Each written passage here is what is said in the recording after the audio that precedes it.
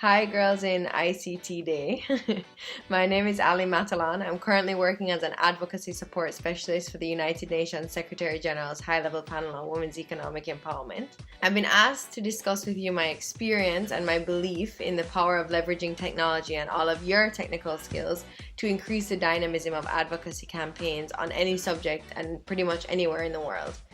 To start, I want to say that I don't believe any successful campaign waged in the 21st century excludes the use of technology.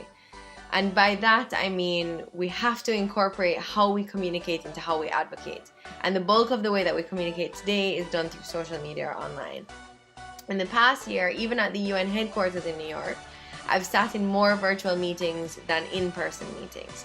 I've touched more people virtually than physically with the content I've developed for my team surrounding the critical role of women as economic actors. For example, during the Convention on the Status of Women this past year, our 700-person event and report presentation to the UN Secretary General was cancelled because of a blizzard. Since the beginning of the year and utilizing that day as a more virtual launch as opposed to a physical launch, we're still able to reach over 1 billion people online advocating for women's economic empowerment. Examples of the efficacy of online campaigns, when of course coupled with compelling and real-life work, concrete action, can be found in the Arab Spring in the Middle East, in the Black Lives Matter movement in the US, and almost anywhere you turn. If you watch Chicago Girl or The Square on Netflix, you'll have a better understanding of how young people coordinated the takedown of oppressive regimes and fought for what they believed in. If you follow the US election, you'll see how Bernie Sanders gained notoriety even as an independent, given how supportive young people were of his candidacy and therefore how supportive they were of him online and in person. It's very obvious that we're shifting into an era in which the narrative can be more easily controlled by the individuals experiencing the stories that journalists or even consumers of stories deem newsworthy.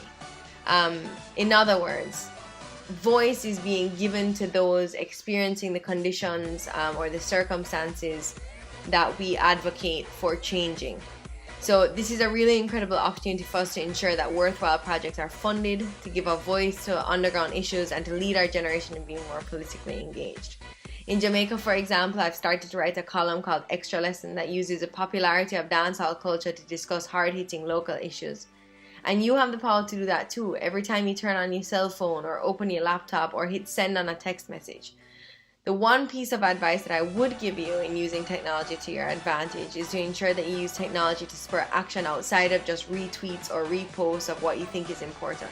Get people going and get them on the front line of civil society work, of business, of technology. Our advantage as young people is that we are born with this technology in our hands. Our challenge is to use it and to use it effectively and to get people on the ground. So congratulations on being here today. Hi, my name is Lianne McNaughton and I am the founder of Youth Can Do I.T. Youth Can Do I.T is an initiative I started in 2016 and it seeks to engage, educate and empower our youth under 4 possible pillars: technology, professional and personal development, faith and physical wellness. The primary purpose of YCDI is to remove the misconception that technology is hard, to get the kids excited about technology, to have them become content creators and not just content consumers.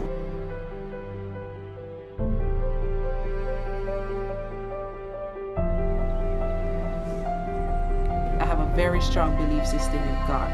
And it's also not just a faith in God, but also faith in yourself. Do you believe in yourself? Do you believe and have faith that you can do it? I never knew just exactly how much went into making a fully functioning website. And the folks here at YCDI have done their part and more to enlighten me to that. And I believe that I'm leaving with improved skill set that I can probably even take into the working world. And I recommend this to any youth looking into web development as a career or just maybe a hobby. This workshop was up there, yeah.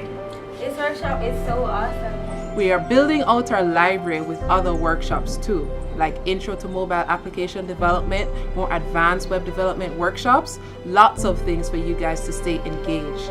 We also are planning to launch our online platform this year, so you don't have to be in Kingston to be a part of this fun initiative. Another one of our pillars is professional and personal development. As a Gallup Strengths Coach, I'll be adding workshops for you to work in your strengths and discover your strengths and help you be the best version of who you are.